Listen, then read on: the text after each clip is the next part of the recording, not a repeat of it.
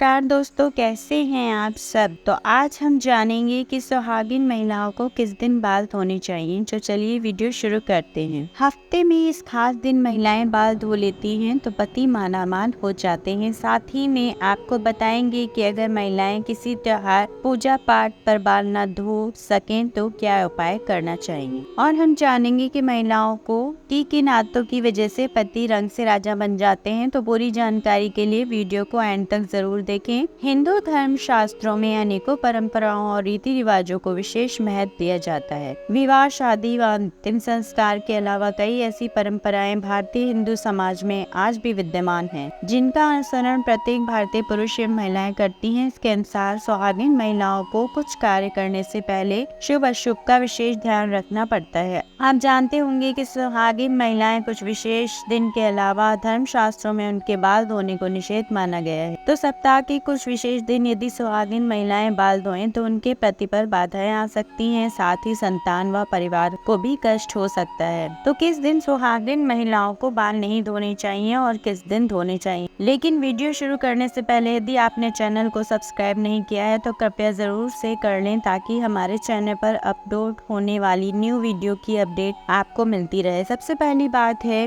कि बुधवार के दिन विशेषकर कुंवारी लड़कियों को बाल नहीं धोना चाहिए।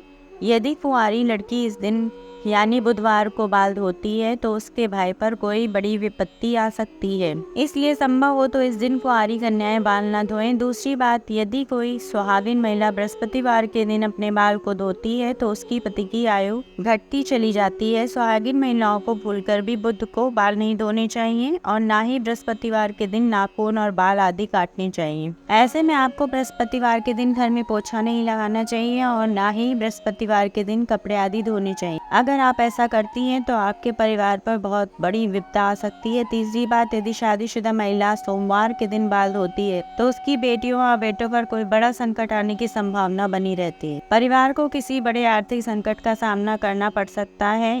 ऐसे में शादीशुदा महिलाओं को सोमवार के दिन भी बाल नहीं धोने चाहिए। चौथी बात यह है कि किसी दिन बाल जरूर धोने चाहिए, तो वह दिन है शुक्रवार। शुक्रवार के दिन बाल अवश्य धोएं। इस दिन बाल धोना बहुत ही शुभ माना जाता है। तो महिलाएं इस दिन को एक नियम की तरह ही बना लें ताकि उन्हें धन धान्य और सुख संपत्ति की प्राप्ति हो। पांचवी बात ये कि सदैव याद रखें कि अगर आप किसी बात का व्रत रखते हैं तो उस दिन भूल से भी बाल न धोएं। जैसे यदि आपने सोमवार का व्रत रखा है तो उसके एक दिन पहले बाल धोकर आप शुद्ध हो जाएं। जिस दिन व्रत रखते हैं उस दिन बाल कदापि न धोएं, और अगर किसी कारणवश आपको उस दिन बाल धोने पड़ जाएं तो आप ये उपाय कर सकते हैं। आप अपने बालों में कच्चा दूध लगाकर बाल धो सकते हैं। छठी बात यह है कि महिलाएं किसी त्योहार पर शुभ मुहूर्त या पूजा में बाल नहीं धो पाए तो महिलाएं ऐसे में अपनी मांग में सिंदूर लगाकर पूजा में शामिल हो सकती हैं। इससे बाल धोने का दोष नहीं लगता। यदि आपको लगता है कि आपकी किस्मत सही नहीं चल रही, आए दिन मुसीबत आ रही है, ऐसे में यदि पत्नियां अपने पति के भाग्य के लिए कुछ उपाय करना चाहती हैं तो कुछ ऐसे काम हैं जो अगर आप अपना लें तो माँ लक्ष्मी के साथ सभी देवताओं का आशीर्वाद आपको जरूर मिलेगा और परिवार के सदस्यों की प्रगति होगी और उन्हें सफलता भी मिलेगी। घर में सुख, शांति और समृद्धि आती है। तो जानते हैं इन चमत्कारी उपाय के बारे में। रोज सुबह उठकर अपनी हथेलियां देखें। रोज सुबह जब आप उठें तो सबसे पहले दोनों हाथ की हथेलियों को कुछ क्षण देखकर चेहरे पर 3-4 बार फेरें। धर्म ग्रंथों के अनुसार हथेली के ऊपरी भाग में माँ लक्ष्मी, बीच में माँ सरस्वती व नीचे के भाग में भगवान विष्णु जी का स्थान होता है। इसलिए रोज सुबह उठते ही अपनी हथेली देखने से भाग्य चमक उठता है तथा कई तरह के सुनहरे अवसर प्राप्त हो सकते हैं। पहली रोटी गाय को दें। भोजन के लिए बनाई जा रही रोटी में से पहली रोटी गाय को दें। धर्म ग्रंथों के अनुसार गाय में सभी देवताओं का वास माना गया है। अगर प्रतिदिन गाय को रोटी दी जाए तो सभी देवता प्रसन्न रहते हैं और आपकी हर मनोकामना पूरी कर सकते हैं। सुबह झाड़ू पोछा करें। घर के को हमेशा साफ स्वच्छ रखें। सूर्यास्त के बाद झाड़ू पोछा नहीं करना चाहिए, इससे माता लक्ष्मी रुष्ट हो जाती है और व्यक्ति को आर्थिक हानि का सामना करना पड़ सकता है। रोज सुबह स्नान आदि करने के बाद पीपल के पेड़ पर 1 लोटा जल चढ़ाएं। पीपल में भगवान विष्णु जी का वास होता है। रोज ये उपाय करने से भगवान विष्णु प्रसन्न होते हैं, ना शुभ फल प्रदान करते हैं। इस पेड़ का महत्व इसी बात से जाना जा सकता है कि अर्जुन को गीता में उपदेश देते हुए भगवान श्री कृष्ण जी ने स्वयं को पेड़ों में पीपल बताया था।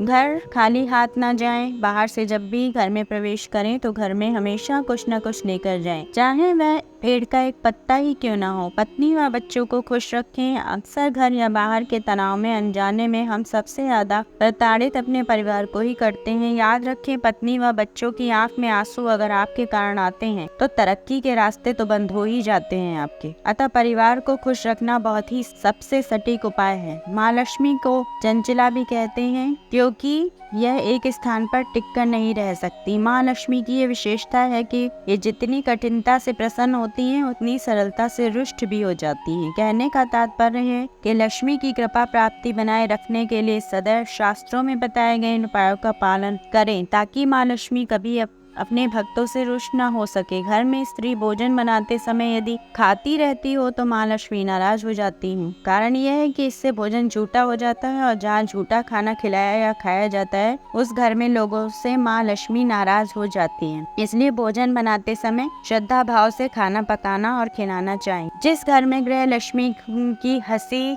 गूंजती है उस घर में गृह लक्ष्मी के रूप में माँ लक्ष्मी सदैव निवास करती हैं। इसके विपरीत जिस घर में पत्नी का अनादर होता है महालक्ष्मी एक पल भी रुकना पसंद नहीं करती। तो यदि आप भी घर की औरतों से रुष्ट होकर बात करते हैं तो ऐसा बिल्कुल ना करें क्योंकि औरतों में ही देवी का रुख होता है। उम्मीद है दोस्तों आपको मेरी ये वीडियो अच्छी लगी होगी। अगर हाँ तो एक लाइक जरूर करिए और वीडियो को अंत तक देखने के लिए आपका बहुत बहुत शुक्रिया। मिलते हैं नेक्स्ट वीडियो में, तब तक के लिए हर हर महादेव।